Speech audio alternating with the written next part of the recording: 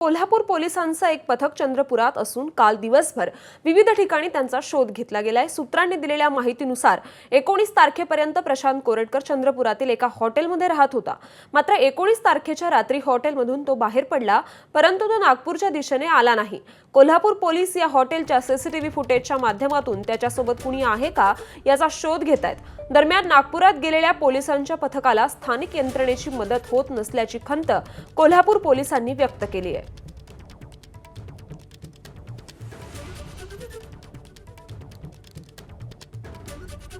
तर प्रशांत कोरटकरच्या मागावर पोलिसांचं पथक असून चंद्रपुरात काल कोरटकर होता। दिवसभर विविध ठिकाणी त्याचा शोध घेतला गेलाय असं सूत्रांनी दिलेल्या माहितीनुसार कळतंय।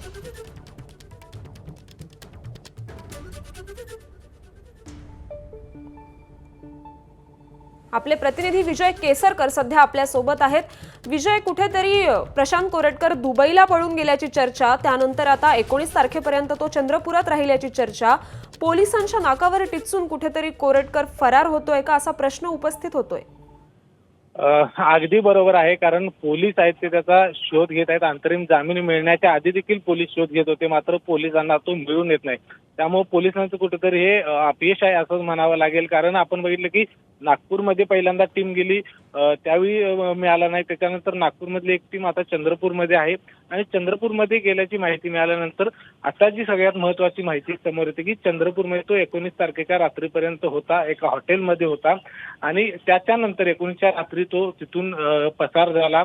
त्याच्यासोबत कोण होतं, त्या सीसीटीव्हीचं फुटेज किंवा सगळी माहिती घेण्याचा कोल्हापूर पोलीस प्रयत्न करत आहेत। मात्र 19 तारखेपर्यंत चंद्रपुरातल्या एका हॉटेलमध्ये होता। इतकी देखील माहिती मिळते की जे पोलीस मुख्यालय आहे चंद्रपुरातील त्याच्या समोर जे हॉटेल आहे त्या हॉटेलमध्ये तो होता, अशा पद्धतीची माहिती मिळते।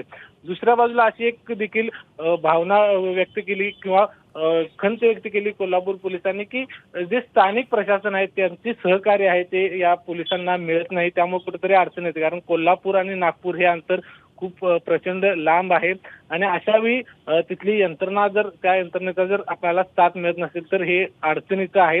आणि म्हणून कुठेतरी प्रशांत कोरटकरला पकडताना शोध घेत असताना कोल्हापूर पोलिसांच्या समोर एक आव्हान आहे ते देखील निर्माण झालेलं आहे। मात्र प्रशांत कोरटकरला कोल्हापूर पोलीस आम्ही पकडणारच अशा पद्धतीचा इरादा देखील बोलून दाखवतात, मात्र ते कधी पकडतात हे पाहणं खूप महत्त्वाचं असणार आहे। नक्कीच, धन्यवाद विजय आपण दिलेल्या या सविस्तर माहितीसाठी। एबीपी माझा, उघडा डोळे बघा नीट।